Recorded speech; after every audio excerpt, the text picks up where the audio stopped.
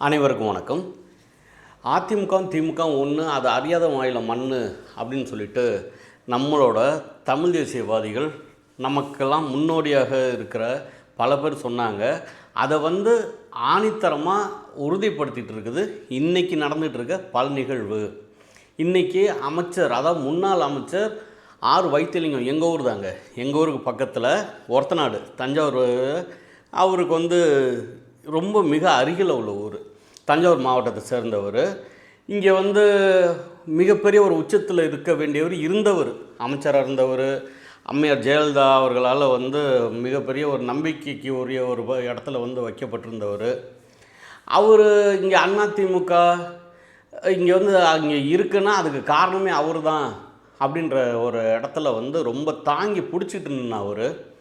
சோழமண்டல தளபதி அப்படின்னு சொல்லிட்டு அதிமுகவால் அதில் உள்ள தொண்டர்கள், பல தொண்டர்களும் இன்றைக்கும் மேற்கொண்டு சரி அவர் கூடவே நின்றுட்டுருக்கிற, அதுபோல் ஒரு மிகப்பெரிய ஒரு இடத்துல இருந்தவர்.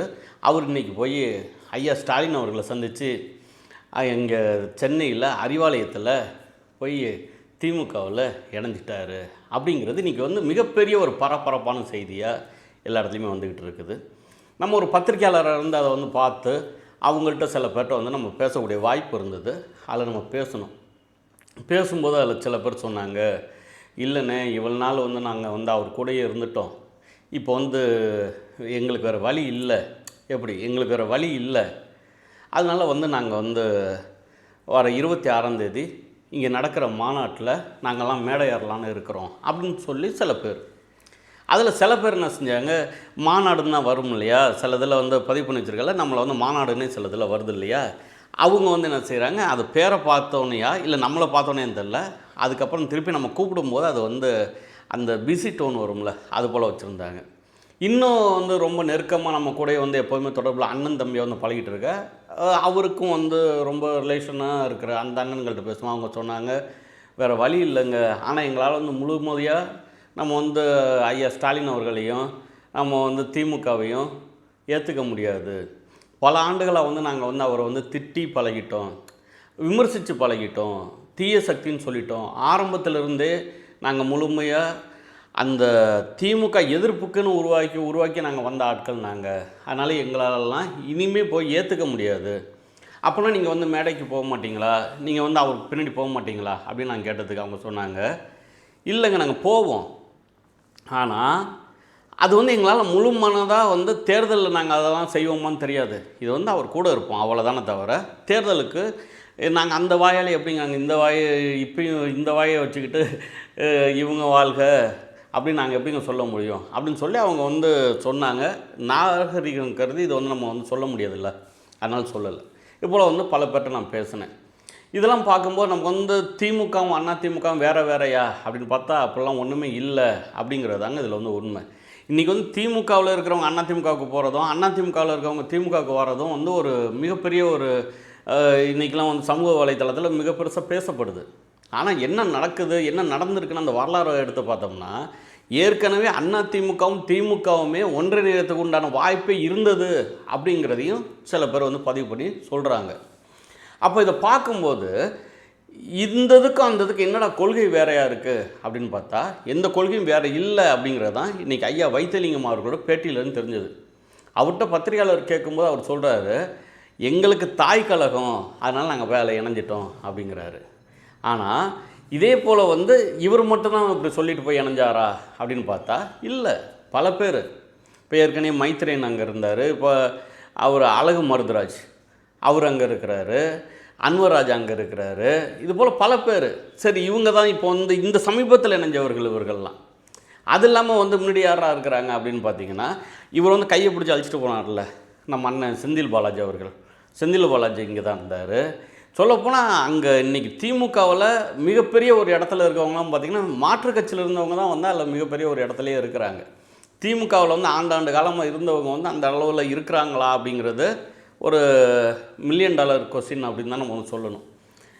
இதுக்கு நம்ம இவங்க மேலே குறையல அவங்க மேலே குறையா அப்படிங்கிறதோட, இந்த சமயத்தில் நாம் தமிழர் கட்சி பிள்ளைகள்கிட்டையும் அண்ணன் சீமானின் தம்பிகள்கிட்டையும் அவர்களுக்கே ஒரு பெருமை மிகுந்த ஒரு மிடுக்கோடு நாங்களும் அவங்களும் பகிர்ந்துக்கிறது என்ன அப்படின்னு பார்த்தா, இதே போல் அந்த 1000 காரணம் இருக்குல்ல. அண்ணன் சீமான் வந்து மாற்றி மாற்றி பேசுகிறாருன்னு எவ்வளோ பேர் பேசுகிறீங்க, எவ்வளோ ட்ரோல் பண்ணுறீங்க. அவர் வந்து முரண்பாடின் ஏன்னா என்னமோ மொத்த குவியலை என்னமோ சொல்லி வந்து ராசா பேசினார். என்னமோ இவரோட உழைப்பில் தான் வந்து அவர் வந்து ஐயா ஸ்டாலின் வந்து பதவி கொடுத்தா வரான். அவங்க ஸ்டாலினோட அப்பா வந்து ஐயா முன்னாள் முதல்வர் கருணாநிதி அவர்கள் வந்து பதவி கொடுத்தாராம். அப்போல்லாம் வந்து அவர் பேசினார். ஆனால் இது போல் வந்து பேசணும் அப்படிங்கும்போது நீங்கள் எது வேணாலும் பேசலாம். இப்போ வந்து இவங்க திமுகவும் அண்ணா திமுகவும் அப்படி நேர் எது துருவம் மாதிரி ஒரு கீரிக்கும் பாம்புக்கும் ஒரு சண்டை நடக்கும்ல, அது போல் தான் இத்தனை ஆண்டுகள் நடந்துக்கிட்டு இருந்தது. அதை தான் காட்டிகிட்டு இருந்தாங்க. ஆனால் உண்மை நிலைமை என்ன அப்படின்னு பார்த்தா அது இல்லை அப்படிங்கிறது தான் இன்றைக்கி வந்து ஒவ்வொரு நாளும் தெரியப்படுத்துது. அப்போ இந்த மண்ணுக்காக இந்த மக்களுக்காக நிற்கிறவன் எவன் அப்படின்னு பார்த்தா ஒரு தோல்வியை கூட சந்திக்காத, இதுக்கு மேலே வந்து இப்போது வந்து நான்லாம் வந்து பகிரங்கமாக சொல்லணுன்னா ஒரு நட்பு ரீதியாக கூட வந்து இந்த இடத்துல வேறு யாராவது ஒருத்தவங்க இருந்தால் அவங்கள்ட்ட நான் சொல்லணும் போல இருந்தால் ஒரு வயசாகிடுச்சு. இத்தனை ஆண்டுகள் வந்து நம்ம இதில் இருந்திருக்கோம், பல பதவிகள் நம்ம அனுபவிச்சிருக்கிறோம், அமைச்சராக இருந்திருக்கிறோம். அப்படிங்கும்போது நம்ம வந்து நம்மளை நம்பி இருக்கிறவர்களுக்காகனாச்சும் நம்மளை வந்து மிக ஒரு அதிகமான ஒரு பொறுப்பு கொடுத்து அழகு பார்த்தா அந்த மக்கள் வாக்களித்த அந்த தொகுதி மக்களுக்காகனாச்சும் நம்ம வந்து என்ன செய்திருக்கலாம் அப்படின்னா ஒரு ஓய்வு கூட. இப்போ எவ்வளோ பேர் சொல்கிறாங்க இல்லையா, இங்கே வந்து நாங்கள் வந்து ஓய்வு பெறுறோம், எங்களுக்கு பணி இருக்குது, எங்களுக்கு வந்து வயதாகிடுச்சு, ஏதோ ஒன்று சொல்கிறாங்கல்ல, அதுபோல் ஓய்வு பெற்று நாங்கள் வந்து ஒரு அரசியல் குருவாக கூட இருந்து கூட நம்ம வந்து செய்திருக்கலாம். ஆனால் அப்படி செய்யாமல் இன்றைக்கி இங்கே போய் சேர்ந்தது அதை வந்து அவரோட விருப்பம். அண்ணன் வந்து 6 வைத்திலிங்கம் இருக்காங்களா, அது வந்து அவங்க விருப்பம். ஆனால் வந்து இப்படி தான் வந்து பல பேர் வந்து இன்றைக்கி பேசிகிட்டு இருக்க ரொம்ப நெருக்கமான சில பேர்கிட்ட நம்ம பேசும்போது அவங்க அதான் சொன்னாங்க, இது போல் கூட அவர் செய்திருக்கலாம் அப்படின்னு. அதுக்கு நானும் வந்து ஆமோதித்தேன், ஆமாங்க அப்படி கூட செய்திருக்கலாம். ஆனால் இது போல் பல வாய்ப்புகள் இருந்தாலும் அண்ணன் சீமான் அவர்கள் நீங்களாம் சொல்கிறீங்கல்ல, மாற்றி பேசுகிறாரு, ஏன்னா முரண்பாடுகளின் குவியல் என்னென்னமோ சொல்கிறீங்கல்ல. ஆனால் அந்த சீமான் தன்னை நம்பி வந்த தம்பிகளையும் வெறும் 35 லட்சம் வாக்கு அப்படி தான் பார்க்குறவனுக்கு தோணுமே தவிர அந்த 35 லட்சம் வாக்கும் வந்து 35 கோடி வாக்குக்கு சமமான அந்த இதை வந்து அண்ணன் சீமான் மனசில் ஏற்றுக்கிட்டதுனால தான் மண்டையில் ஏற்றி அவர்களுக்கு நன்றி செலுத்துறதுக்காக தான் வேறு யாரு கூடவும் இது வரைக்கும் கூட்டணி வைக்கல. கூட்டணி அமைச்சிருக்கலாமே, யார்ட்டையும் போய் சேர வேண்டாம், எதுலேயும் போயிருக்க வேண்டாம், கூட்டணி அமைச்சிருக்கலாமே.